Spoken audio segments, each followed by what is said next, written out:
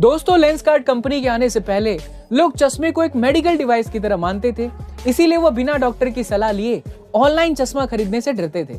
लेकिन लेंसकार्ट ने ये हैबिट चेंज करवा दी। उनका गोल था कि लोग चश्मे को मेडिकल डिवाइस की तरह ना देखें, बल्कि एक लाइफस्टाइल फैशन की तरह देखें। और इसके लिए उन्होंने stylish design company John Jacob के साथ मिलकर स्टाइलिश फ्रेम बनवाना स्टार्ट कर दिया।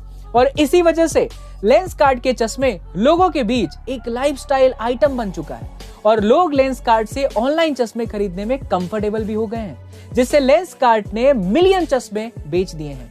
तो इस बिजनेस स्ट्रेटजी के दम पर लेंसकार्ट आज एक सक्सेसफुल कंपनी बन चुकी है।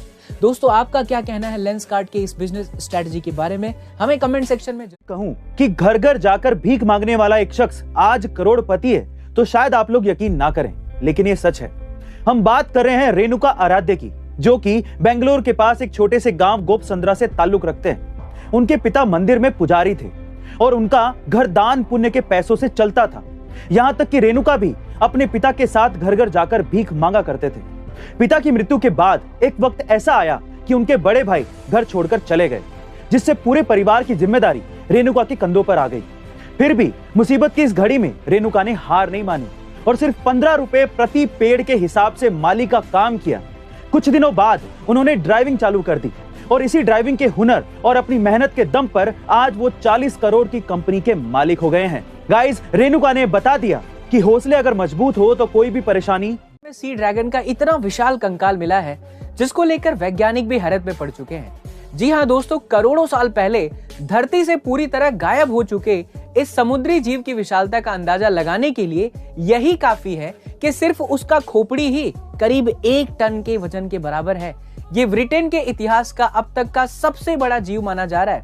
वैज्ञानिकों के अनुसार इस सी ड्रैगन की लंबाई 30 फुट तक है और ये देखने में बिल्कुल किसी विंटर ओलंपिक चीन के लिए एक बड़ा चैलेंज बन चुका है, क्योंकि पहले ही अमेरिका और ऑस्ट्रेलिया जैसे देश चीन के समर्थन में नहीं हैं। ऐसे में चीन कोरोना के खतरे के बीच ओलंपिक के लिए हाई टेक्नोलॉजी का इस्तेमाल कर रहा है और ज्यादातर चीजों को कॉन्टैक्टलेस बनाने की कोशिश की जा रही है। आपको जानकर हैरानी होगी, चीन पहला ऐसा देश है जो 100% नकली बर्फ का उपयोग करके विंटर ओलंपिक्स की मेजबानी करेगा। इससे भी मजेदार बात यह है, लगातार स्वास्थ्य निगरानी और जांच के लिए ह्यूमनॉइड रोबोट्स और ड्रोन्स का इस्तेमाल किया जाएगा, जो लोगों को अपने चेहरे पर मास्क पहनने तक की याद दिलाएगा। इसके अलावा इन रोबोट्स की मदद से खाने के सामान को लोगों की टेबल तक पहुंचाया जाएगा और तो और सेल्फ ड्राइविंग टेक्नोलॉजी का उपयोग भी भरपूर किया जाएगा। गुजरात के एक शख्स ने पक्षियों के लिए एक ऐसा चिड़ियाघर बनाया है जिसने बड़े बड़े इंजीनियर्स की कलाकारी को भी पीछे छोड़ दिया है।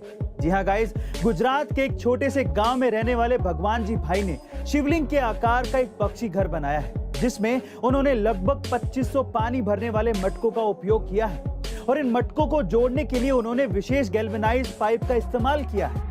इस चिड़ियाघर पर उन्होंने 20 लाख रुपए खर्च किए और खुद मेहनत करके उसे बनाया है। भगवान जी भाई द्वारा बनाए गए इस चिड़ियाघर को देखने के लिए लोग गांव के बाहर से आते हैं और इसके डिजाइन को देखकर मंत्रमुग्ध हो जाते हैं। अब हमारे YouTube के वीडियोस YouTube से भी पहले देखें हमारी A2 ऐप पर। लिंक डिस्क्रिप्शन बॉक्स में गिवन है। Download right now.